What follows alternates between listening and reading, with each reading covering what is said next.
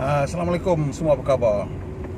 Di hari ni kita nak sembang sikit tentang apa yang sedang berlaku di Malaysia ni, tentang kenapa ramai rakyat Malaysia yang tak mengikut perintah pergerakan terhad ni ataupun reduce movement order ni, ataupun control movement order, whatever lah dia panggil. Ini pergerakan terhad ni lah.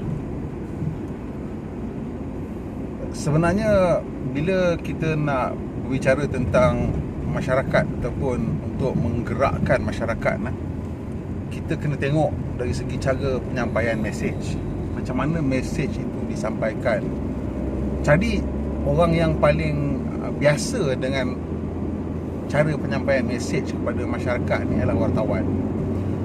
Wartawan ni dia kena menulis berita untuk sampaikan mesej kepada masyarakat. Jadi cara kita diajar ialah kita kena anggap bahawa mereka yang membaca surat khabar ni bukan semuanya dia tahu apa yang sedang berlaku. Jadi mungkin dia baca berita tu buat kali pertama.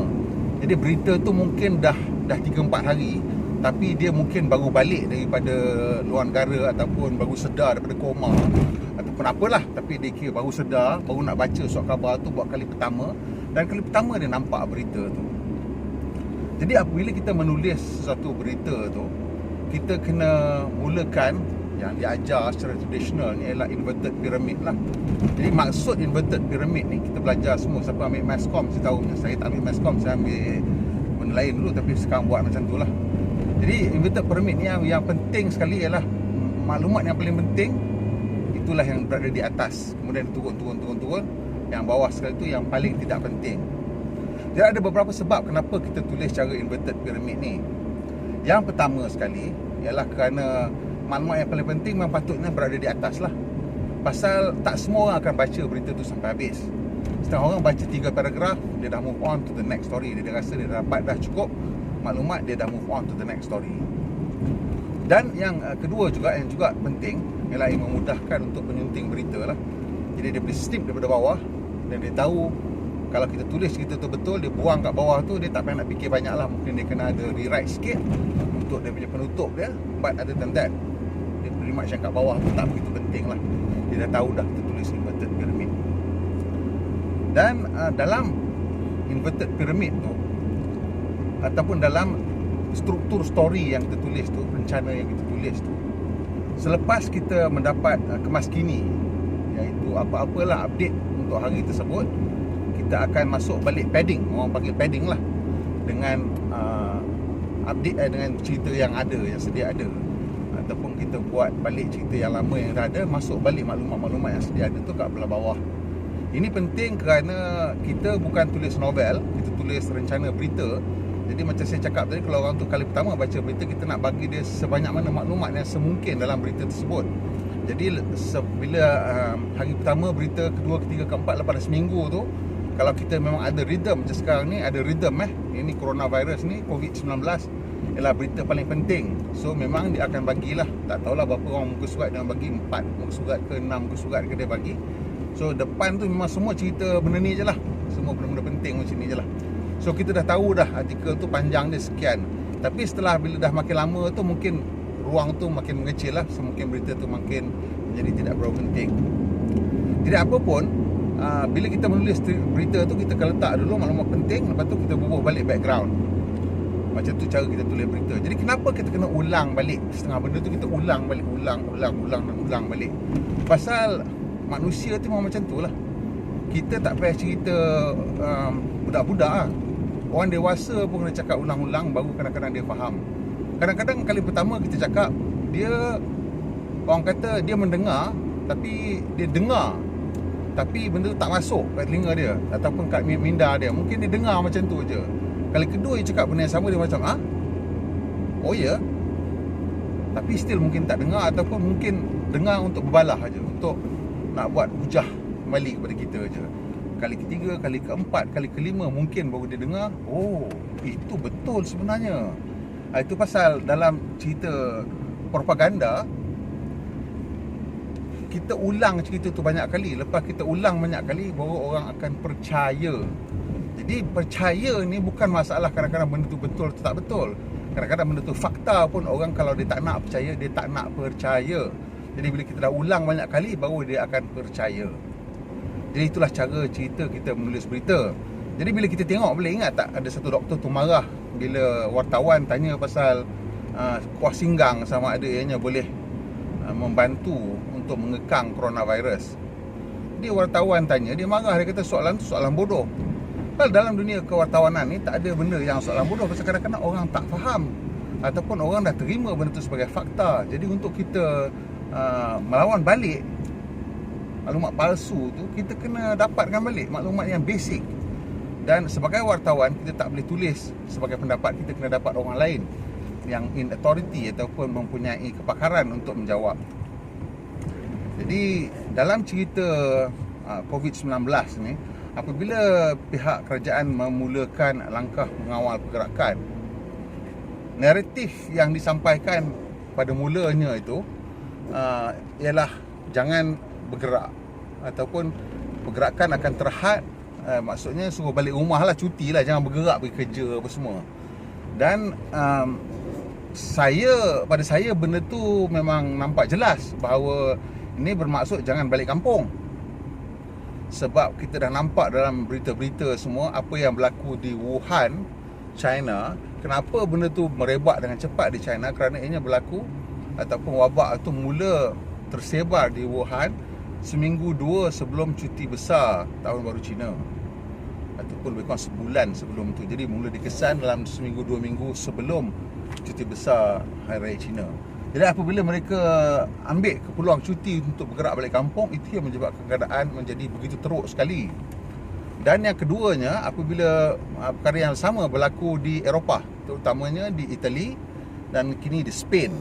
Jadi kita dah faham sebagai orang yang baca berita, yang selalu keep up to date dengan berita, kita dah nampak. Tetapi kita tak boleh assume orang kebanyakan nampak dan faham benda tu.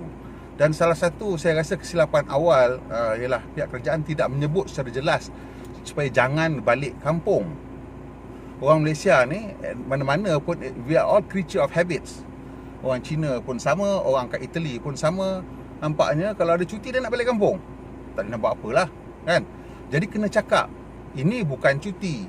Dah lepas cakap ini bukan cuti dan jangan balik kampung. Sebab bila dia tak buat apa kat rumah, kebiasaan kita memang kita balik kampung. Pasal kat situlah kita lebih seronok.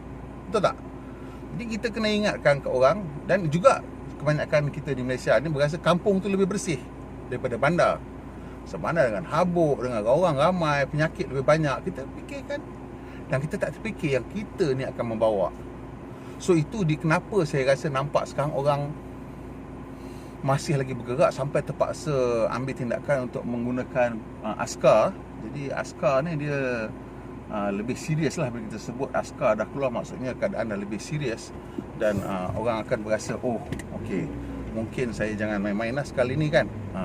Dan kita tengok juga ada beberapa gambar di pasar-pasar, masih lagi orang ramai keluar dan tidak mengambil langkah-langkah keselamatan seperti social distancing atau menjauhkan jarak 1 meter dari antara satu sama lain. Kita faham kena pergi pasar untuk beli barang makan, tapi kita boleh buat social distancing, kan.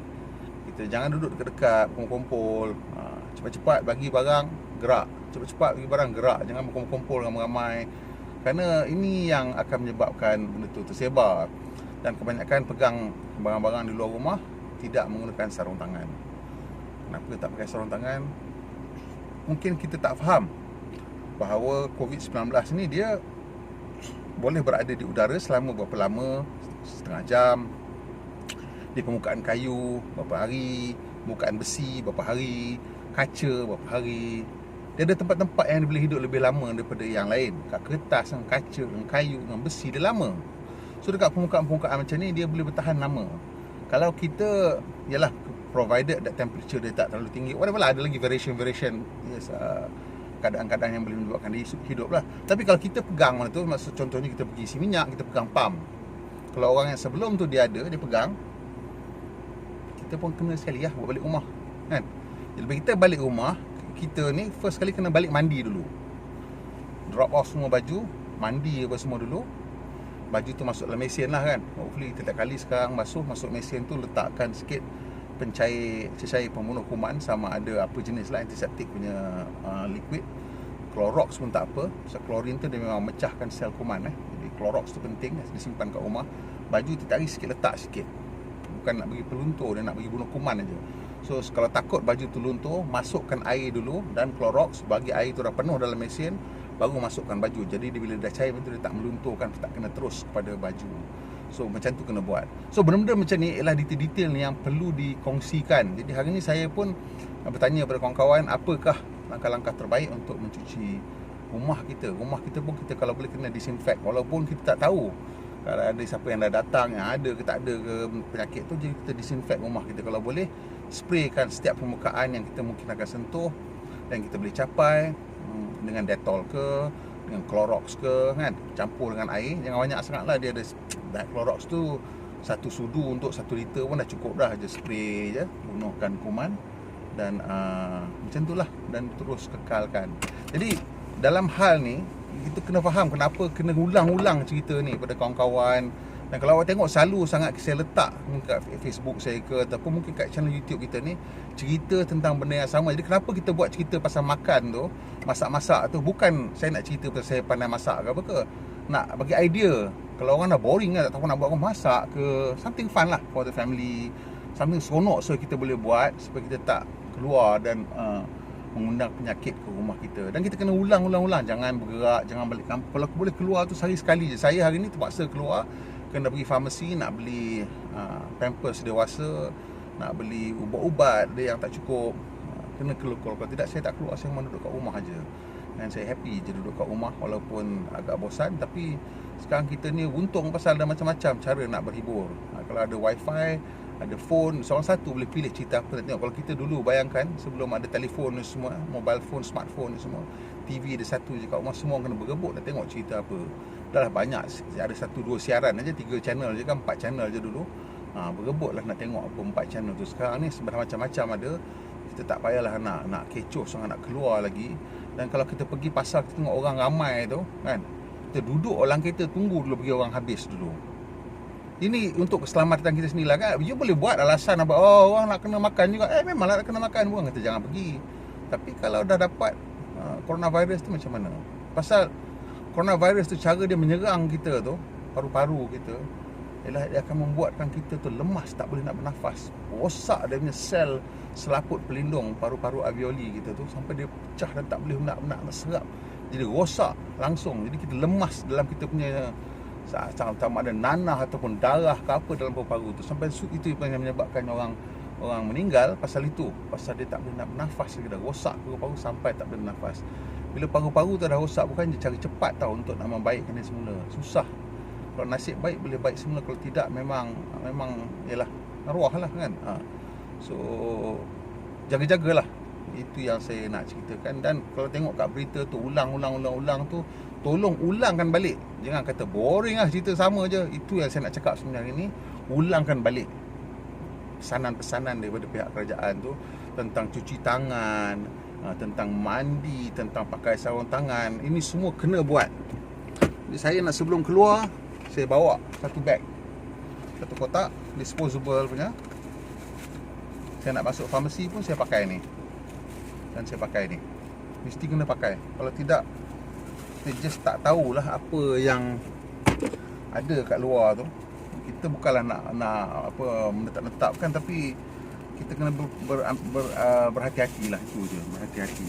Kita dah dibagi ilmu sedikit, dah diberi penjelasan.